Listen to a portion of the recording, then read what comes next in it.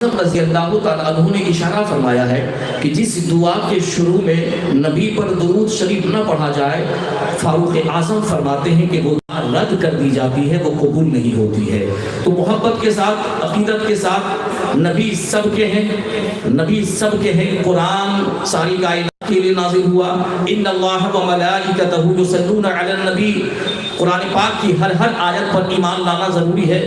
تو درود و سلام کے حوالے سے اللہ تبارک و تعالیٰ نے اس آیت ربانی میں اس کی فضیلت کو بیان کیا ہے۔ اللہ کے نبی ارشاد فرماتے ہیں، من صلی علی واحدا صلی اللہ علیہ وسلم، جو مجھ پر ایک مرتبہ درود بھیجتا ہے، اللہ تعالیٰ اس پر 10 رحمتیں اور برکتیں نازل فرماتا ہے۔ میرے نبی ارشاد فرماتے ہیں کہ جس کے سامنے میرا ذکر ہو اور وہ مجھ پر درود نہ پڑھے، وہ کنجوس ہے، وہ بخیل ہے۔ وہ ذرا سوچئے، اذان گاچھی رحمت اللہ علیہ نے اس حدیث پر کتنا عمل کیا اور اپنے مریدوں سے عمل کروایا کہ جب بھی دعا مانگو تو سب سے پہلے حقانی درود شریف پڑھ لو، حق والی درود شریف، حق والی درود شریف پڑھ لو۔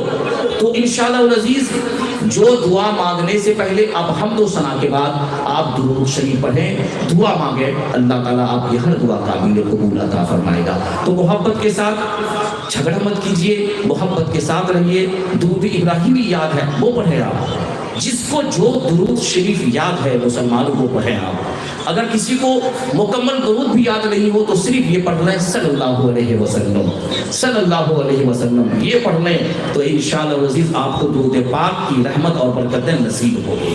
تو محبت کے ساتھ، عقیدت کے ساتھ میں ان لوگوں سے کہنا چاہوں گا، یہ وہ ایسی ویسی مجلس نہیں ہے جناب، یہ وہ ایسی مجلس ہے کہ حدیث بخاری ہے، اللہ کے نبی سرور کائنات ارشاد فرماتے ہیں کہ جہاں پہ قرآن پاک کی تلاوت ہو، جہاں اللہ کے اذکار ہو، ذکر و تسبیح و تحلیل ہو، بخاری کی حدیث ہے کہ اللہ کے نوری فرشتے اس مجلس کو اپنے پروں سے ڈھانپ لیتے ہیں، اپنے پروں سے ڈھانپ لیتے ہیں۔ مختصر کر رہا ہوں چونکہ یہ بہت تفصیل ہے یہ حدیث۔ تو اس کے بعد اللہ فرشتوں سے فرماتا ہے، اے فرشتے گواہ رہنا، میں نے ان سب کی گناہوں خطاؤں کو معاف فرما دیا ہے۔ پھر فرشتہ عرض کرتا ہے کہ اے مولا، ایک ایسا انسان بھی تھا جس کی نیت یہ نہیں تھی کہ وہ ذکر الہی کی مجلس میں بیٹھے، وہ کسی اور نیت سے وہ کھڑا تھا، ادھر ادھر بیٹھا تھا، اس کی نیت کچھ اور تھا۔ اللہ تعالیٰ فرماتا ہے اس مجلس میں جو کھڑا ہو جاتا ہے، جو کسی نیت سے بھی آتا ہے، وہ بدنصیب نہیں خوش نصیب ہوتا ہے۔ کیا ہوتا ہے وہ؟ بولے آپ حضرات، خوش نصیب نہیں، بدنصیب نہیں، خوش نصیب ہوتا ہے۔ تو عزیزان محترم، آپ محبت کے ساتھ پڑھیں، عقیدت کے ساتھ پڑھیں، جو درود شریف یاد ہے محبت سے پڑھیں، حقانی درود شریف پڑھیں۔ اللہم صلی وسلم وبارک علی عبدک الرسول الکریم رحمۃ للعالمین شفیع المذنبین سیدنا مولانا نبی محمد وعلی آلہ و بیتہ و اولادہ و ذریاتہ و ازواجہ و صحابہ و اولیاء امتہ اجمعین کما صلیت وسلمت وبارکت علی سیدنا ابراہیم وعلی آل سیدنا ابراہیم انک حمید مجید۔ عزیزان محترم، آج کی یہ مقدس نورانی عرفانی مجلس جس میں ہم اور آپ شرکت کی سعادت حاصل کر رہے ہیں، عالی جناب الحاج غیاث الدین صاحب نے مرشد برحق کی پرمیشن لینے کے بعد، حکم لینے کے بعد، ہر سال کی طرح اس سال بھی اپنے گھر کے آس پاس میں، اپنے گھر پر بہت ہی ترس و احتشام کے ساتھ یہ نورانی مجلس کا انتظام و اہتمام کیا ہے۔ آپ کو بھی دعوت دی، مجھ گنہگار کو بھی دعوت دی، مسلسل رات کا سفر کرتے ہوئے میں آپ تک پہنچا ہوں۔ اللہ اس کے رسول اور مرشد کی محبت اور آپ کی محبت میں، تو اللہ تعالیٰ سے دعا ہے کہ اللہ عز و جل صحابہ خانہ کی زندگی میں، کاروبار میں ترقی عطا فرمائے، آمین تو کہیں آپ۔ اور جو لوگ اس مجلس گل میں تشریف لائے، اللہ عز و جل ان کے مقاصد، ان کی حاجتوں کو بھی اللہ اپنے حبیب پانچوں مرشد کے صدقے قابل قبول عطا فرمائے۔ عزیزان محترم، بڑے قابل مبارکبادی کے لائق ہیں وہ لوگ، یہ محلے کے لوگ، یہ بستی کے لوگ جو بلا تفریق و مذہب، ہر طرح کے جماعت کے لوگ یہ مجلس گل میں تشریف لائے ہیں۔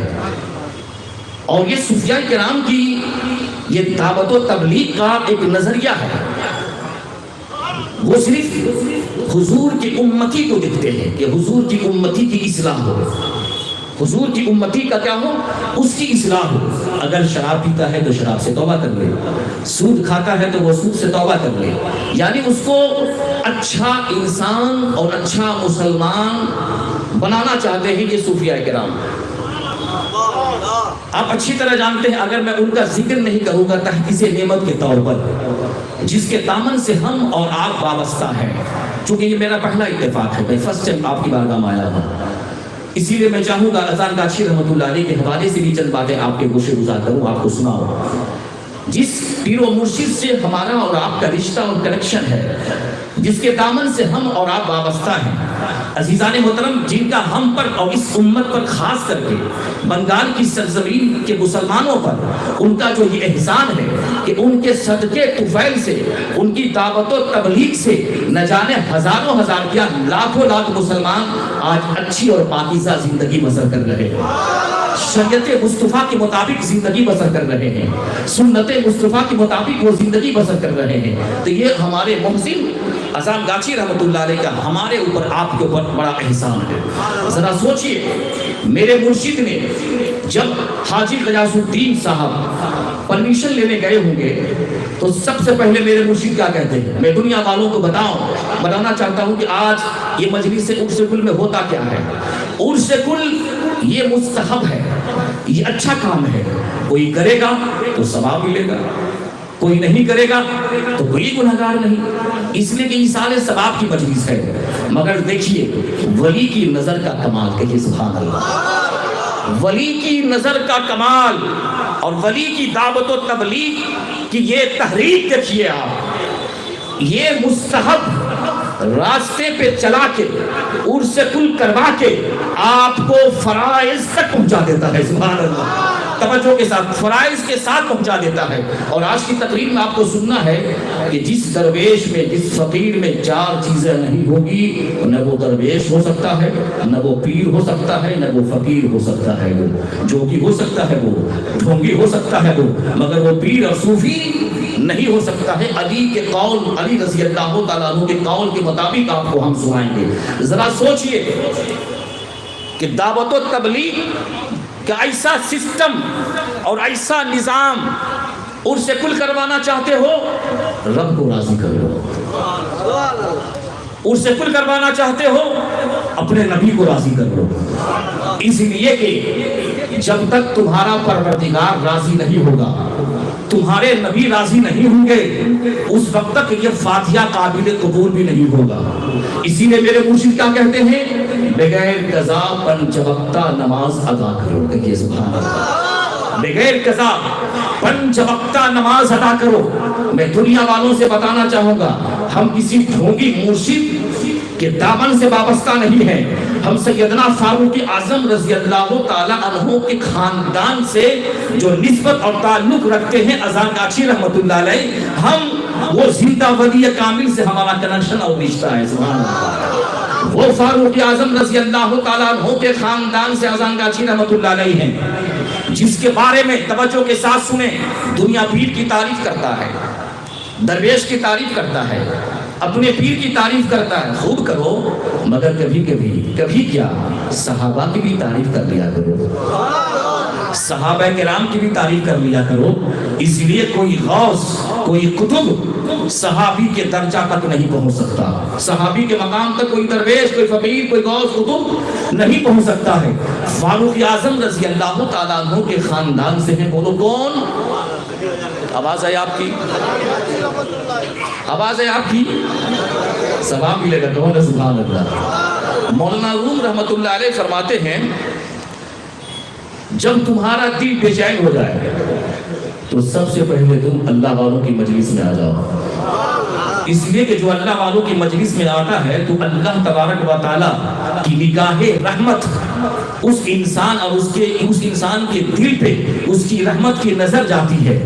اور جب اللہ کی رحمت اور اس کی نظر یہ دیکھ لیتی ہے کہ اس کے دل میں کسی ولی کی محبت ہے، اللہ تبارک و تعالیٰ اس کی گناہوں خطاؤں کو معاف عطا فرماتا ہے. تو عزیزان محترم سرکار اذان گاچھی رحمتہ اللہ علیہ اس خاندان سے تعلق رکھتے ہیں جن کے بارے میں میرے نبی ارشاد فرماتے ہیں فاروق اعظم کے بارے میں انی لانظر الی شیاطین الجن والانس قد فروا من عمر، بلا شبہ میں نگاہ نبوت سے دیکھ رہا ہوں کہ عمر کے ڈر سے جن کے شیطان بھی اور انسان کے شیطان بھی بھاگتے ہیں. یہ سبحان اللہ، جن کے شیطان بھی اور انسان کے شیطان بھی بھاگتے ہیں، اس لیے کہ انسانوں میں بھی شیطان ہوتے ہیں اور جناتوں میں بھی شیطان ہوتے ہیں. الذی یوسوس فی صدور الناس من الجنۃ والناس، جو وسوسے ڈالتے ہیں وہ جنوں میں سے بھی ہوتے ہیں اور انسانوں میں سے بھی ہوتے ہیں. اسی لیے جو وسوسے ڈالتے ہیں برائیوں کی راہ پہ چلنے کی، جو وسوسے ڈالتے ہیں حرام کاری کرنے کی، تو اس سے بھی ہم اور آپ اللہ کی پناہ مانگے ہیں، ہم اور آپ اللہ کی پناہ مانگے. فاروق اعظم رضی اللہ تعالیٰ عنہ کی وہ شان و عظمت ہے مسلمانوں کہ میرے نبی ارشاد فرماتے ہیں ان اللہ جعل الحق علی لسان عمر وقلبہ، بے شک اللہ تبارک و تعالیٰ نے فاروق اعظم کی زبان اور دل پر حق کو جاری فرما دیا. کہیے سبحان اللہ، حق کو جاری فرما دیا. پتا کیا چلا؟ جس نسل سے اذان گاچھی رحمۃ اللہ علیہ ہے، اب بتاؤ ان کی زبان پہ بھی حق جاری ہوگا؟ کیا ان کی زبان پہ حق جاری نہیں ہوگا؟ کیا اس کے دل پہ حق جاری نہیں ہوگا؟ اسی لیے تو انہوں نے کوئی تنظیم نہیں بنائی بلکہ حقانی تنظیم بنائی. کہو سبحان اللہ، حقانی تنظیم بنائی. دنیا کہتی ہے کہ یہ کہاں سے گروپ آ گیا ہے، یہ کون سی پارٹی ہے، یہ کون سی جماعت ہے؟ تو یاد رکھو یہ کوئی اور پارٹی نہیں ہے بلکہ یہ حق جماعت ہے. کہو سبحان اللہ، یہ حق جماعت ہے اور اسی حق جماعت کو اہل سنت والجماعت کہتے ہیں. کہیے سبحان اللہ. اذان گاچھی کوئی فرقہ ہے؟ آواز آئی آپ کی؟ دنیا آپ کو فرقہ کے نام سے جانتی ہے، دنیا آپ کو پارٹی کے نام سے جانتی ہے.